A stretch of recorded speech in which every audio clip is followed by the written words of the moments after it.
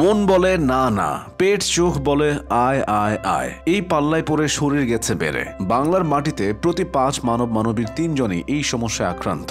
ওজন কমানোর রেসে নেমে অনেকে জানতে চান অল্প দিনে কিভাবে ওজন কমানো যায়। তেমনই এক ডায়েট প্ল্যান, মিলিটারি ডায়েট। খাবারের মাধ্যমে সবচেয়ে দ্রুত ওজন কমানোর এই পদ্ধতিতে 3 থেকে 7 দিনের মধ্যে 3 থেকে 4 কেজি ওজন কমানো যায় সহজেই। 1 মাসেই 13 থেকে 14 কেজি ওজনও কমান মডেল বা তারকারা। সাধারণ খাবারের মাধ্যমে এই ডায়েট করা যায়, ফলে খরচও কম। নামে মিলিটারি থাকলেও এর সঙ্গে সামরিক বাহিনীর কোনো সম্পর্ক নেই। মিলিটারিদের খাদ্যাভ্যাসের কোনো মিলও নেই। কঠিনভাবে মেনে চলা বোঝাতে মিলিটারি শব্দটি জুড়িয়ে দেওয়া হয়েছে।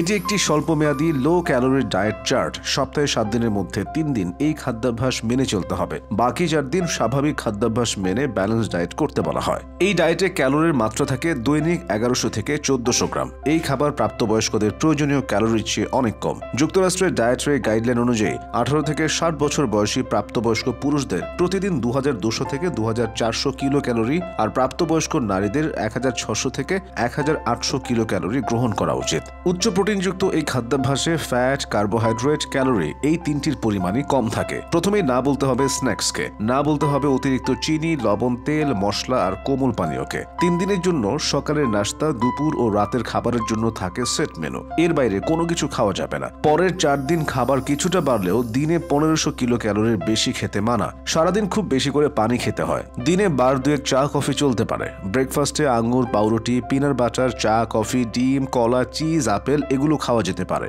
দুপুরে মাছ, টোস্ট, সিদ্ধ ডিম, চিজ এই জাতীয় খাবার, সাথে কফি, চা।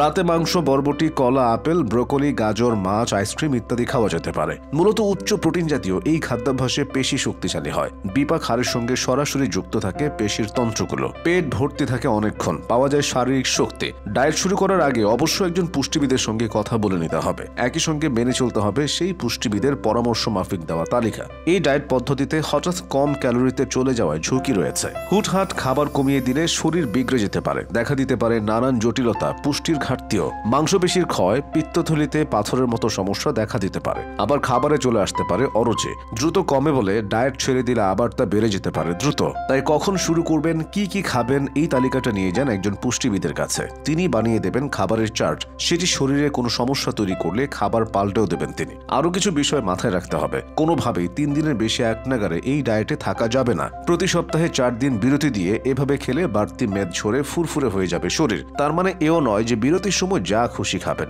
সে সময় কি কি খাওয়া যাবে, কি কি খেতে মানা, সেই তালিকাও মেনে চলতে হবে। তবে কারো কারো ক্ষেত্রে এই ডায়েটে ক্লান্ত লাগে, মাথাও ঘোরাতে পারে। এমনটি হলে পুষ্টিবিদের সঙ্গে কথা বলে ডায়েট ছাড়তে হবে সঙ্গে সঙ্গে। কোনো রোগের চিকিৎসা চলাকালীন সময়ে এই ডায়েট করা যাবে না। তখন উল্টো শরীরে তৈরি হতে পারে পুষ্টির সমস্যা, রোগ প্রতিরোধ ক্ষমতাও ভেঙে পড়তে পারে। মূলত অভিনয় শিল্পীরা এই ফর্মুলা মেনে চলেন। চরিত্রের প্রয়োজনে তাদের কখনো একটু মুটিয়ে যেতে হয়, চরিত্রের প্রয়োজনেই কখনো ওজনটাকে নিয়ন্ত্রণে আনতে হয়। হাতে সময় কম, তাই শরীরচর্চার পাশাপাশি নজর দিতে হয় খাবারের প্লেটেও।